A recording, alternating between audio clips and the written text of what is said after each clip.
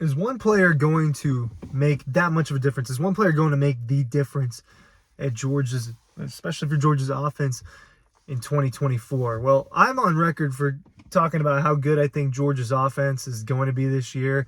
I talked about how I think it has a legit opportunity to be the best offense that college football sees this year. I think that 45 points per game is totally on the table for Georgia. I don't think that that's out of the question. I don't think it's ridiculous. So does one player really make the difference? Because Georgia's offense has been really good the last few years. As much as I acknowledge, I think that they could be better in 2024, and I think that it could be the best this season.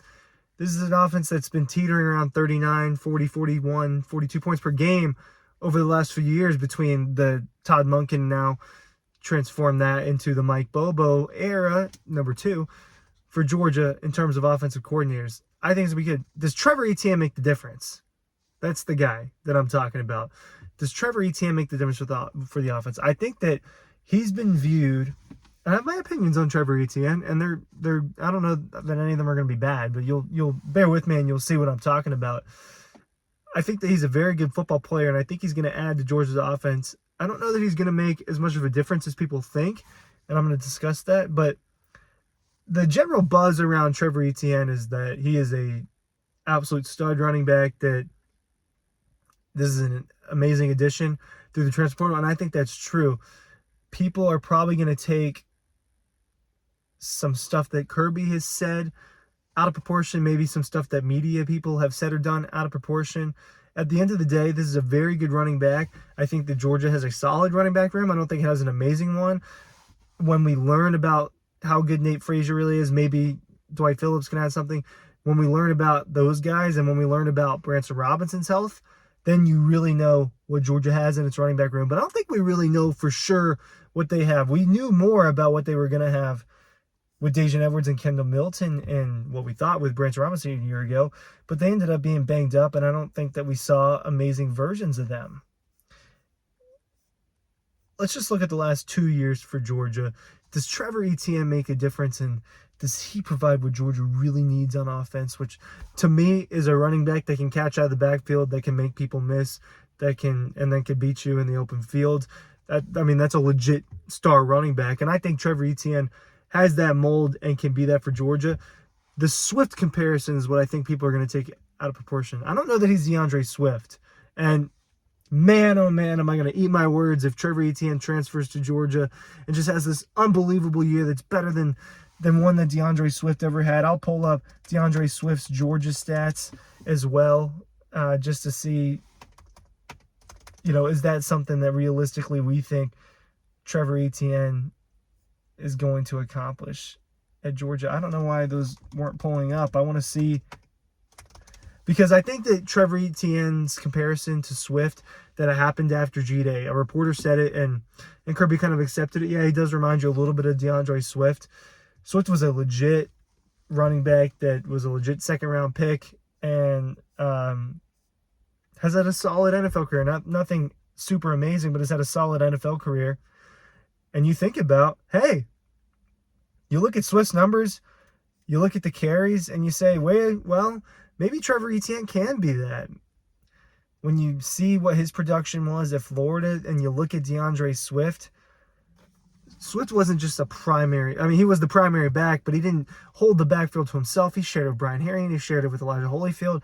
Of course, his freshman year, where, hey, still got 600 yards. The thing is, he got 600 yards as the backup to Nick Chubb and Sonny Michel, who each had over 1,000. He was reaping the rewards of dealing with those guys and coming in with fresh legs. DeAndre Swift was very, very good for Georgia. If Etienne can be that, then yes, this is. I just don't know if he's quite as good, but the numbers tell you, hey, if he had the same amount of carries as DeAndre Swift, he would have those numbers. He would have 1,000 yards. He didn't have as many carries. 6.1 and 5.7 yards per carry at Florida, sharing a backfield. Well, at Georgia, he's going to share a backfield, but he's going to have a much better offensive line. He's going to have a better quarterback, and he's going to have all those things. And I bet he's going to have more than 131 carries. Because, yeah, he shared a backfield, had 131 carries, had 100 and he had 108 18 the year prior, over 700 yards each of those times, at least 6 touchdowns each of those times. Well, DeAndre Swift was getting 163 and 196 carries to get 1,000 and to get 1,200 yards. You look at Georgia's 2022 stats, well, a big split. 150 carries goes to Kenny McIntosh.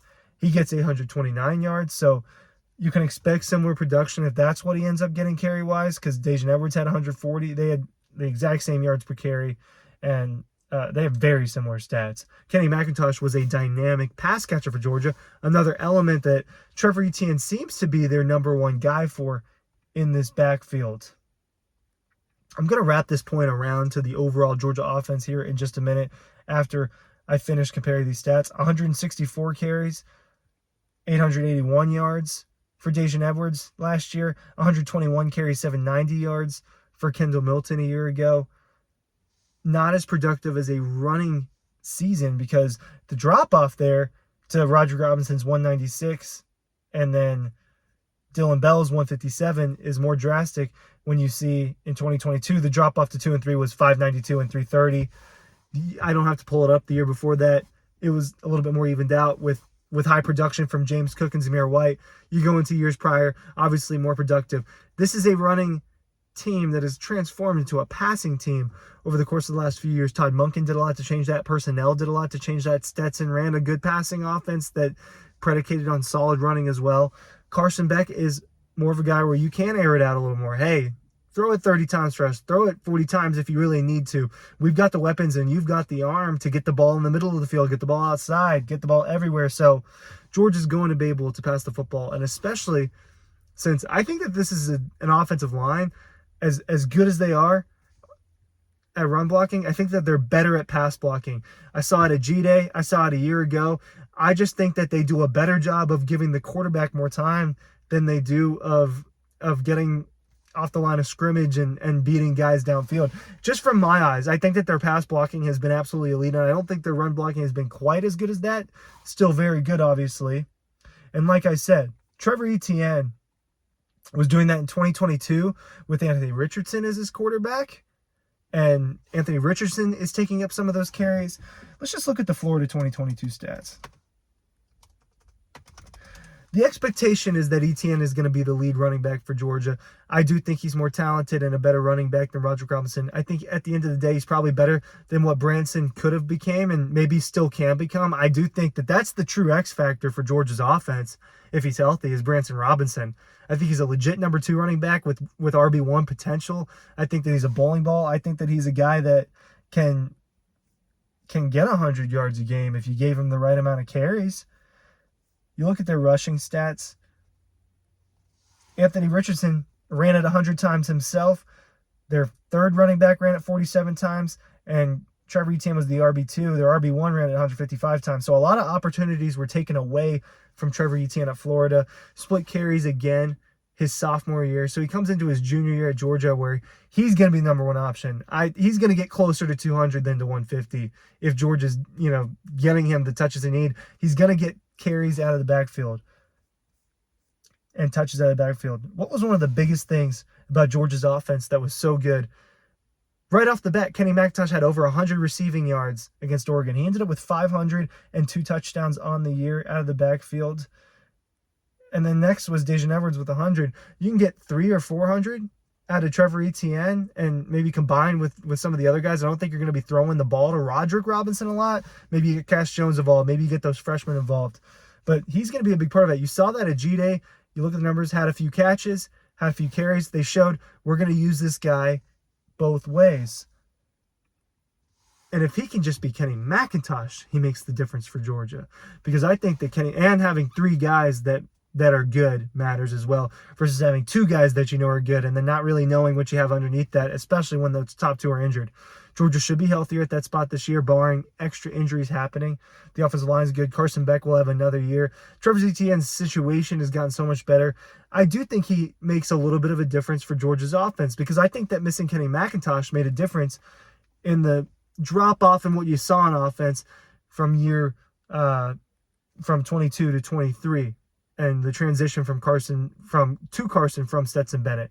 That's kind of what you saw there. So Etienne, moves the needle a little bit for Georgia on offense, an offense that's already really, really good. And that's the whole point. He does put them an extra step up on that ladder. Thanks for watching. Newsletters down below. I don't think I introduced myself again. Ryan Curley from Dawg Post. Thanks for watching.